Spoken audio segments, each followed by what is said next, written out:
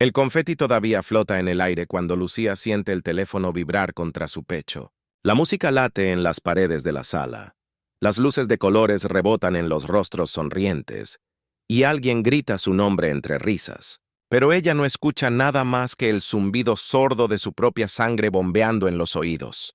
La pantalla brilla con un nombre, Doctor Medina, y aunque todavía no responde, ya sabe.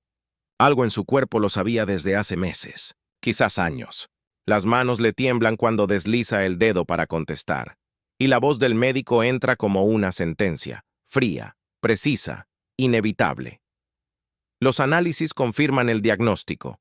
Necesitas tratamiento inmediato.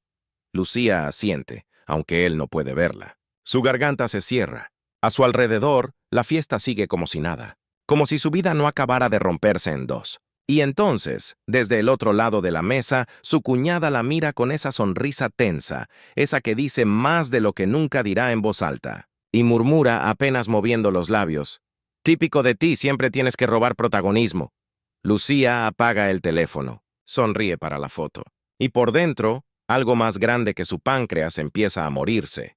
3 meses antes, Lucía era otra mujer, o al menos eso creía. Se levantaba temprano, preparaba el desayuno de sus hijos, organizaba las compras del mes con una lista cuidadosa en el celular. Trabajaba medio tiempo en una tienda de telas del centro, donde el olor a algodón recién cortado le recordaba a la casa de su abuela. Los clientes la conocían por su sonrisa amable, por esa capacidad de escuchar sin juzgar. Era el tipo de persona que todos describen como buena gente. Pero lo que nadie veía era el cansancio que empezaba a pegarle desde adentro. Al principio pensó que era la edad. 42 años no son 40. El cuerpo empieza a cobrar facturas, le decían sus amigas entre risas. Y Lucía asentía, porque era más fácil reírse que admitir que algo andaba mal. Que cada mañana despertaba con la boca seca como papel de lija. Que la sed nunca se iba, aunque bebiera agua hasta sentir el estómago hinchado. Que sus pies estaban siempre fríos, casi entumecidos, como si la sangre no llegara del todo. Pero lo más extraño era el hambre. Esa hambre constante, feroz, que llegaba media hora después de comer, como si su cuerpo fuera un pozo sin fondo. Comía, y al rato volvía a sentir ese vacío doloroso en el estómago. Y encima perdía peso. La ropa le quedaba floja. Los pantalones se le caían de la cintura. Y en lugar de alegrarse, Lucía sentía miedo. Algo no encajaba, pero no dijo nada. Porque las mujeres como ella están entrenadas para no quejarse. Para seguir adelante, aunque el cuerpo grite. Una tarde de marzo, mientras doblaba una tela estampada para una clienta, Lucía sintió que la vista se le nublaba, como si alguien hubiera bajado las persianas de golpe. Parpadeó varias veces, intentando enfocar, pero todo seguía borroso.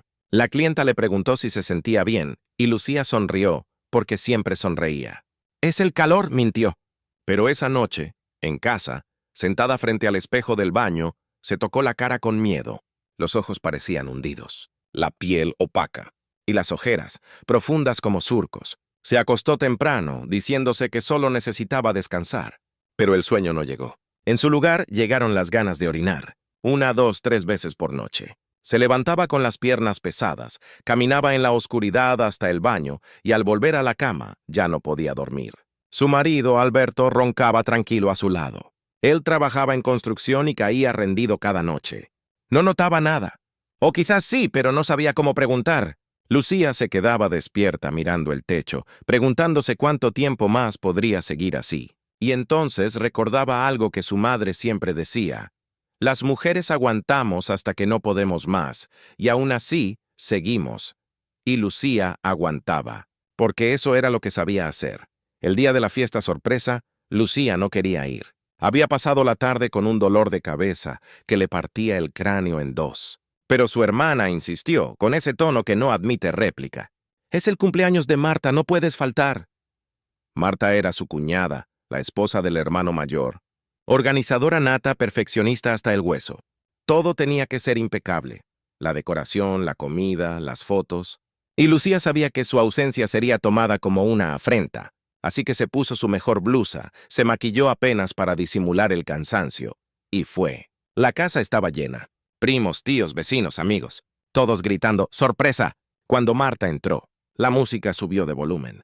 Las luces parpadearon, y Lucía sonrió porque eso era lo que se esperaba de ella, pero por dentro sentía que algo estaba a punto de quebrarse. Y no estaba equivocada. Durante semanas, Lucía intentó convencerse de que lo del teléfono en la fiesta había sido una exageración. Un susto innecesario. El doctor había dicho tratamiento inmediato, pero ella pensó, ¿qué tan grave puede ser? En el fondo sabía la respuesta.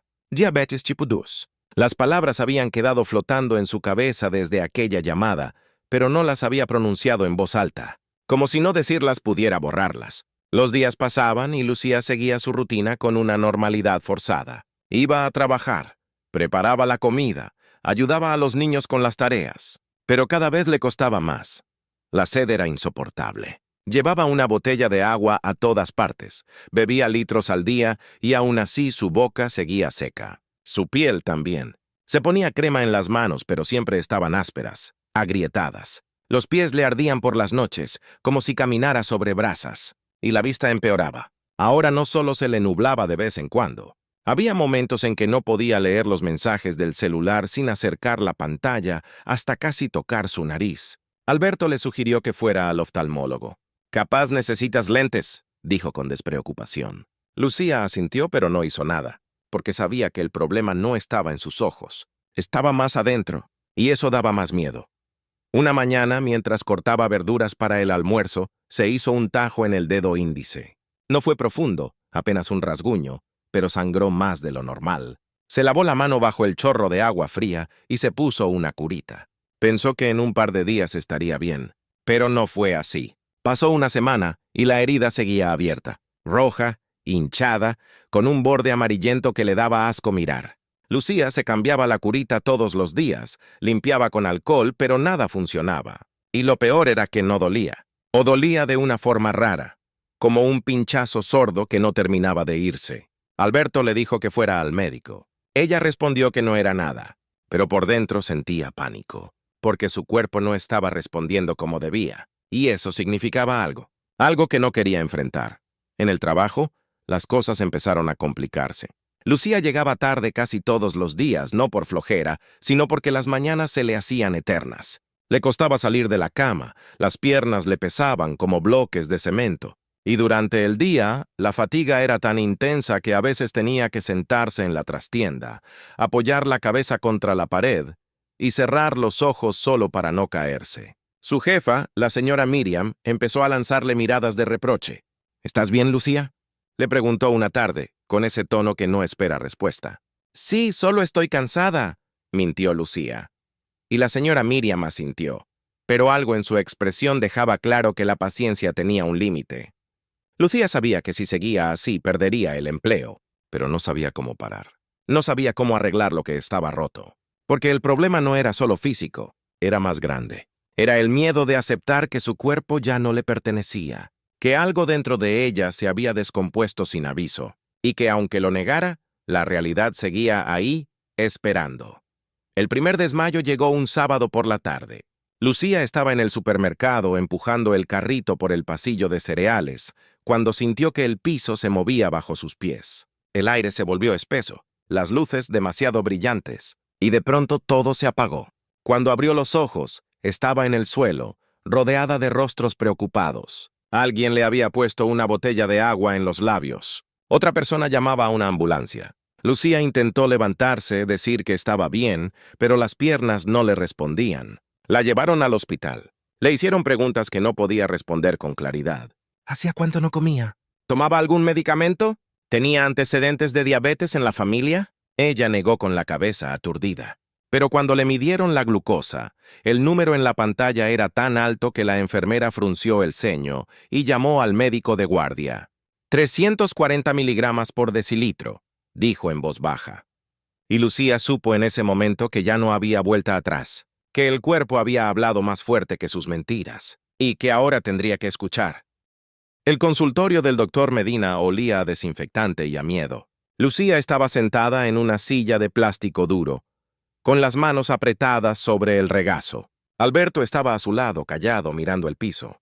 Ninguno de los dos había dormido bien desde el desmayo. El médico entró con una carpeta llena de papeles y se sentó frente a ellos. No sonrió. No intentó suavizar nada. Solo abrió la carpeta y empezó a hablar con esa precisión clínica que te hace sentir como un objeto, no como una persona. Diabetes tipo 2 avanzada, dijo. Llevas tiempo con esto, probablemente años. La glucosa está descontrolada. La hemoglobina glicosilada en 9,2. Eso significa que tu promedio de azúcar en sangre durante los últimos 3 meses ha sido altísimo, y eso tiene consecuencias. Lucía escuchaba, pero las palabras le llegaban como desde lejos, filtradas por un velo de irrealidad. Hemoglobina glicosilada. Insulinoresistencia. Neuropatía periférica. Retinopatía. Palabras largas, frías, que sonaban a sentencia. El doctor siguió hablando, explicando los daños que el azúcar elevado ya había causado. Los riñones empezaban a fallar, los ojos también. La herida que no cerraba en su dedo era un síntoma clásico. El cuerpo de Lucía había perdido la capacidad de curarse a sí mismo. ¿Vas a necesitar medicación, cambios drásticos en la dieta, ejercicio? Y probablemente insulina, si no respondes bien al tratamiento oral. Lucía asintió, muda. Alberto preguntó algo sobre costos, sobre cuánto tiempo llevaría, pero Lucía ya no escuchaba. Solo miraba sus manos, esas manos que habían cortado telas, preparado comidas, sostenido a sus hijos, y que ahora parecían ajenas, frágiles, rotas.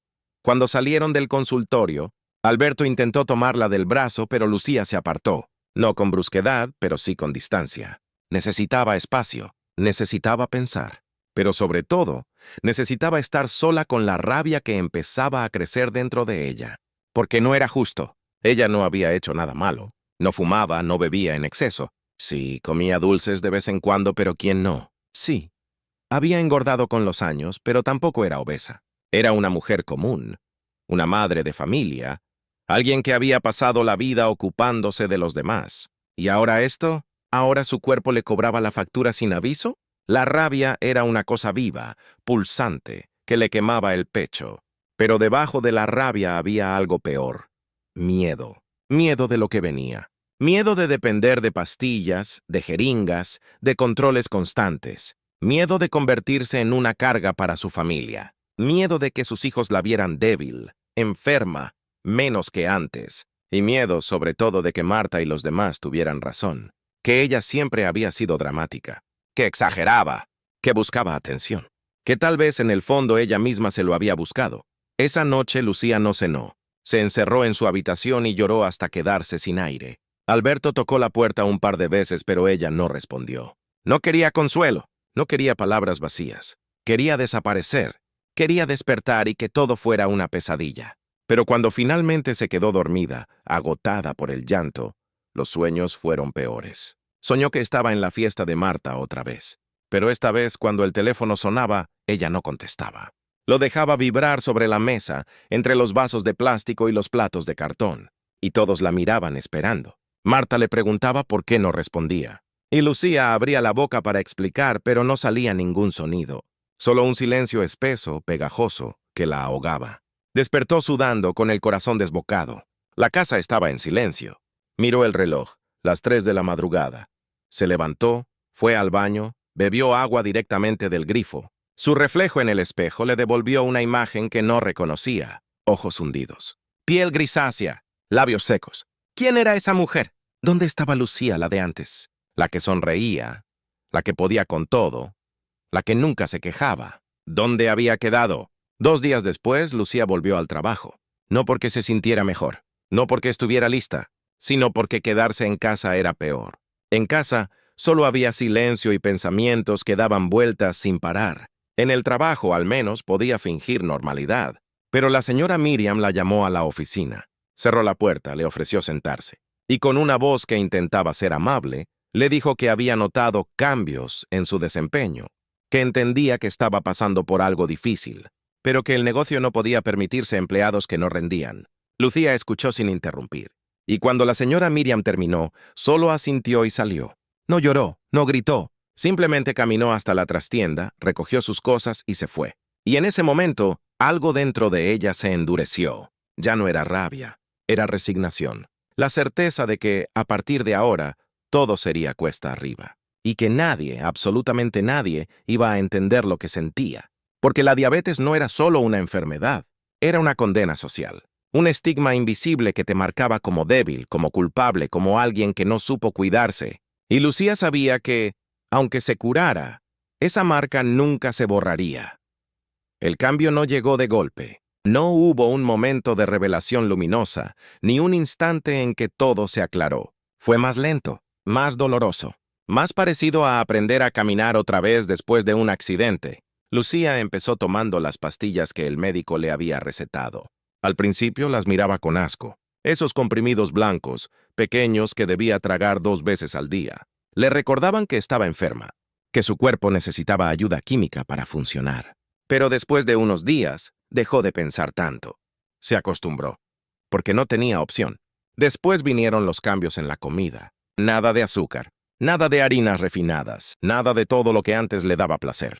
Alberto intentaba ayudar, cocinando recetas nuevas, comprando verduras frescas. Pero Lucía comía sin ganas, masticando como autómata.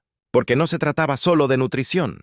Se trataba de renunciar a pequeños consuelos. A ese pedazo de pan dulce con mate por la mañana. A esa galletita robada del frasco a media tarde. A esa sensación de que, aunque todo fuera difícil, al menos podía darse ese gusto. Ahora, hasta eso le habían quitado. Pero poco a poco, algo empezó a cambiar. No en su cuerpo, todavía no, sino en su mente. Lucía dejó de esperar que los demás entendieran. Dejó de buscar validación, consuelo o simpatía, simplemente aceptó que estaba sola en esto. Y esa aceptación, aunque dolorosa, también fue liberadora, porque significaba que ya no tenía que justificarse. No tenía que explicarle a Marta por qué había arruinado su fiesta. No tenía que disculparse con la señora Miriam por no poder rendir igual. No tenía que fingir fortaleza frente a Alberto cuando lo único que sentía era cansancio. Podía simplemente ser. Enferma, asustada, frágil, y estaba bien. Empezó a caminar por las mañanas. No mucho, solo 20 minutos alrededor de la plaza del barrio. Al principio le costaba respirar. Las piernas le dolían. Pero seguía, porque el doctor había dicho que el ejercicio era clave. Y porque, aunque no lo admitiera, esas caminatas eran su único momento de paz. Sin nadie que le hiciera preguntas. Sin miradas de lástima. Solo ella, el aire fresco y el sonido de sus propios pasos. 3 meses después del diagnóstico, Lucía volvió al consultorio para un control. El doctor Medina revisó los análisis y por primera vez su rostro mostró algo parecido a la aprobación. La glucosa bajó, 120 miligramos por decilitro en ayunas. Bien, muy bien. Lucía sonrió apenas, no porque estuviera orgullosa, sino porque era una prueba de que algo, aunque pequeño, estaba funcionando, que su cuerpo, a pesar de todo, todavía podía responder, todavía podía sanar. El médico le ajustó la dosis de las pastillas, le dio nuevas indicaciones y le dijo algo que Lucía nunca olvidaría. Esto no es una carrera, es un maratón. Y vas bien. Esas palabras se quedaron con ella, porque por primera vez alguien reconocía que lo que estaba haciendo era difícil, que no era su culpa, que estaba luchando, aunque nadie lo viera. Una tarde, mientras preparaba la cena, Lucía se detuvo frente a la ventana de la cocina. El sol se estaba poniendo, tiñendo el cielo de naranja y rosa, y por un momento, solo por un momento, sintió algo que no había sentido en meses. Gratitud. No por la enfermedad, no por el dolor, sino por estar viva, por poder ver ese atardecer, por tener fuerzas para seguir. Pensó en la fiesta de Marta, en el teléfono vibrando, en el confeti cayendo, y se dio cuenta de que ese día no había sido el final de su vida. Había sido el principio de una nueva, una vida en la que tendría que aprender a cuidarse, a escuchar su cuerpo, a poner límites. Una vida en la que ya no estaría dispuesta a disculparse por existir. Alberto entró a la cocina, le dio un beso en la frente y le preguntó si necesitaba ayuda. Lucía sonrió y le dijo que no, que ella podía, y era verdad. Porque aunque la diabetes seguía ahí, aunque los números en el glucómetro no siempre fueran perfectos, aunque algunos días fueran más duros que otros, Lucía había aprendido algo fundamental, que no estaba rota, que no era menos que antes, que simplemente era diferente, y que estaba bien, que todo al final estaría bien, porque la vida, con diabetes o sin ella, seguía adelante. Y ella también,